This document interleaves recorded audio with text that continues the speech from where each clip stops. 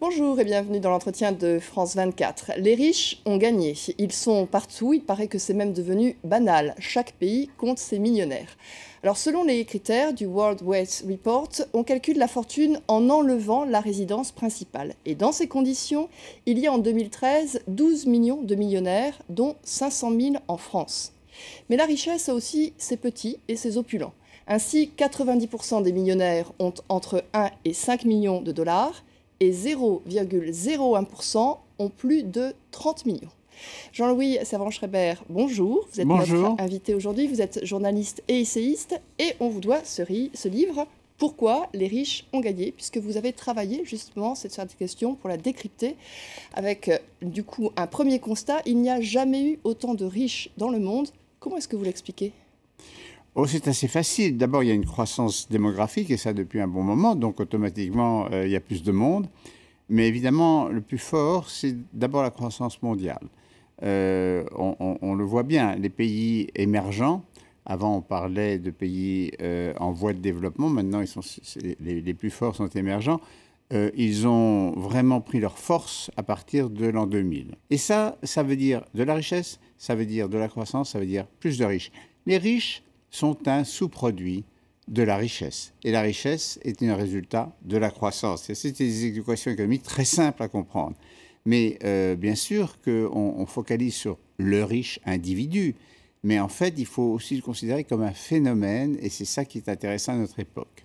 Alors l'autre chose tout de suite que l'on voit, c'est les chiffres que j'ai donnés, c'est qu'il y a une grande disparité entre les riches en fait. On passe le million, certes c'est le critère, mais finalement les très très riches sont très très peu. Alors très peu, c'est d'ailleurs ça aussi qui montre que tout d'un coup cette pyramide devient une espèce de fil qui monte très fort. Donc on ne peut pas parler des riches comme d'un ensemble, il y a des strates, c'est une espèce de société en réduction, mais avec ces énormes disparités. Il y a des grandes inégalités chez les riches. Et alors, vous racontez que les personnes qui sont les plus riches sont aussi des fois des personnes qui, du coup, vont avoir un mode de vie un peu différent. Elles vont redistribuer. On pense évidemment à la fondation Bill Gates.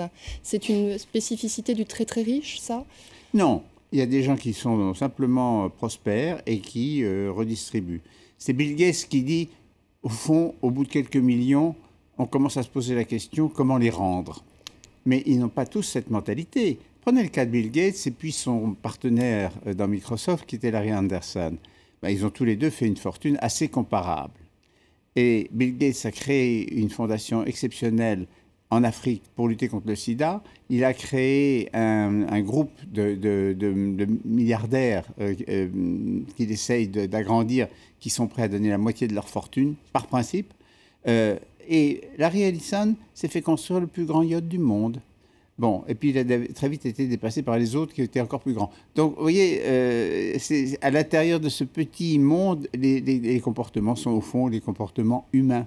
Il y a des gens qui n'ont pas beaucoup d'argent et qui sont généreux. Il y a des gens qui n'ont pas beaucoup d'argent et qui sont pas. La richesse ne change effectivement dans ces cas-là pas grand-chose. C'est un amplificateur de beaucoup de choses chez les humains. Alors justement, ce qu'il y a d'intéressant dans votre enquête, c'est qu'elle est très humaine. C'est-à-dire qu'en fait, vous racontez comment se fait la richesse aujourd'hui en disant qu'elle est très différente de ce qui en faisait le socle auparavant. C'est très différent selon les générations. Ça s'adapte sur la modernité.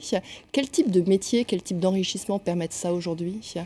Si on fait l'histoire très rapidement, avant la Révolution française, mettons, enfin, avant le 19e siècle, la richesse était foncière, c'est-à-dire c'était le sol. Que ce soit les nobles ou les rois, ils calculaient en surface. Parce qu'il n'y avait que cette production-là qui était essentiellement la production agricole. Et puis arrive la révolution industrielle au 19e siècle. Là, on multiplie les usines, les produits, les créations, les innovations, les équipements. Les pays se couvrent de chemins de fer, se couvrent de routes. Puis on crée des voitures, etc. Et à ce moment-là, la richesse est industrielle. Mais les industriels, c'était sur plusieurs générations, ça se transmettait, c'était pas en bourse. Il y avait une espèce de richesse solide et bourgeoise. Et puis, au XXe siècle, alors là, on a commencé à dépasser ces normes parce qu'on a ajouté la grande distribution, le commerce qui s'est extraordinairement développé, la production de masse de plus en plus, et puis aussi, bien sûr, la capacité de transaction financière. Là-dessus, au XXIe siècle, qui est le nôtre, On a greffé là-dessus les nouvelles technologies numériques qui font que tout est démultiplié en rapidité et en possibilité de faire de l'argent. Et puis en même temps, c'est développer la financiarisation qui est l'art de faire de l'argent à partir de l'argent sans créer des emplois, pour faire court. Alors ça, évidemment, ça a changé tout. Et alors, ce qui est aussi, on voit le changement, c'est que vous le disiez, hein, les riches propriétaires terriens, que ce soit l'aristocratie ou la bourgeoisie, avaient en tête de fournir en fait de la richesse pour leur génération future. Aujourd'hui, quelqu'un qui fait fortune rapidement et qui se voit donc dans une opulence tout à fait sereine, va s'arrêter très vite de travailler, il va passer à autre chose? Non, les riches travaillent. Et je travaille peut-être parce qu'au fond, à force de travailler pour créer leur fortune, ils ne savent pas faire grand-chose d'autre. On peut comprendre, d'ailleurs, c'est pas si mal. Mais regardez, prenez un cas comme celui du fondateur de Mythique. Le fondateur de Mythique, Marc Simoncini, a fait donc ce très intéressant système de rencontres en profitant du numérique qui fait que ça a changé la vie de beaucoup de gens et que, d'une certaine manière, c'est un bienfaiteur de la vie amoureuse de chacun. Bon. Il a gagné beaucoup d'argent. Au bout de 9 ans de succès exceptionnel, il le revend. Voilà, ça ne l'intéresse plus. Ce qui l'intéresse, c'est de réaliser parce qu'il sent qu'il peut faire avec ça un capital important. Donc, il est encore très jeune, il n'a pas 50 ans. Et avec cet argent, il fait un fonds et il recommence à investir, mais alors en investisseur simplement, dans d'autres sociétés. Donc, c'est au fond comme une abeille. Une abeille qui va picorer dans différents endroits, qui fabrique du miel. Et les riches sont un peu dans leur partie, disons, positive. Ce sont un peu des abeilles qui savent faire de l'argent, alors ils en font là, puis ils en font ailleurs. C'est leur métier. Il faut qu'il y en ait aussi. Ils sentent les choses. Alors justement, oui, il faut qu'il y en ait. C'est-à-dire que cette richesse, elle nous fait tous un peu rêver, on admire, on regarde. C'est à la fois caché, à la fois on la montre. Quelquefois on se scandalise. Voilà, donc quelquefois on se scandalise justement. Qu'est-ce que ça apporte à la société normale? C'est-à-dire, est-ce qu'on fait de la richesse et dans ce cas-là, on appauvrit notre société? Est-ce qu'on fait de la richesse et on maintient une société dans un niveau de vie en dessous mais un peu plus équilibré? Comment ça se passe? Alors justement, la vision ancienne, qui au fond est celle un peu de Marx au départ et qui a nourri ce qu'on appelait la lutte des classes, quelque chose qui s'est effondré du fait qu'il n'y a plus de classe. Les ouvriers en France, maintenant, c'est 12% de la population et les agriculteurs, c'est moins de 3%. Cette vision traditionnelle était effectivement que les riches prenaient aux pauvres. De nos jours, heureusement, ça ne marche plus comme ça. La croissance, quand elle est forte, eh bien, ça crée de la richesse. Tout le monde profite de la richesse. Les pauvres aussi. Et heureusement, parce que la réduction de la pauvreté depuis le début du XXIe siècle est un des phénomènes les plus spectaculaires et c'est beaucoup plus important pour l'avenir de la planète que le développement de la richesse des riches. Les objectifs de l'ONU, qui étaient les objectifs 2015, en matière de réduction de la pauvreté, ont été atteints avec 5 ans d'avance. Donc ça, ce n'est pas les gouvernements qui pouvaient faire ça. C'est une espèce de montée très forte de la richesse globalisée. De l'émergence économique de la richesse. Voilà. Donc c'est ce que nous vivons en ce moment. D'accord. Sur cet équilibre quelque part. Oui, non, ce n'est pas un équilibre, c'est jamais. C'est un équilibre déséquilibré. C'est-à-dire que par pays, il y a des inégalités considérables entre d'abord les pays. Prenez le cas de la France. Contrairement à ce que pensent la plupart des Français qui se limitent à ce dont nous, les médias, nous les nourrissons avec des nouvelles plutôt pessimistes, les inégalités en France sont parmi les plus réduites à l'intérieur d'un pays dans le monde. À part les pays scandinaves, nous sommes le pays le moins inégalitaire. Et ça s'est encore réduit dans les 2 dernières années. Bon. Tout le reste du monde, il y a des situations impossibles. En Chine, 0,05% de la population possède 40% de la richesse nationale. C'est évidemment une situation d'inégalité extrême. Aux États-Unis, les inégalités augmentent vite et beaucoup plus vite qu'en Europe et en particulier que la France. Donc vous voyez, il y a des disparités maintenant de pays à pays et la situation de chaque pays est une espèce de microcosme. Alors justement, si on voit bien ces disparités, se pose forcément la question de la moralité, quelque part, de la morale.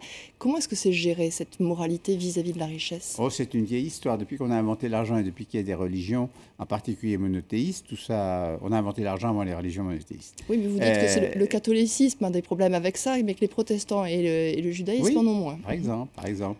Mais le catholicisme, nous y sommes. Dans la culture catholique, nous ne sommes pas des catholiques en France de moins en moins, mais nous sommes dans une culture catholique.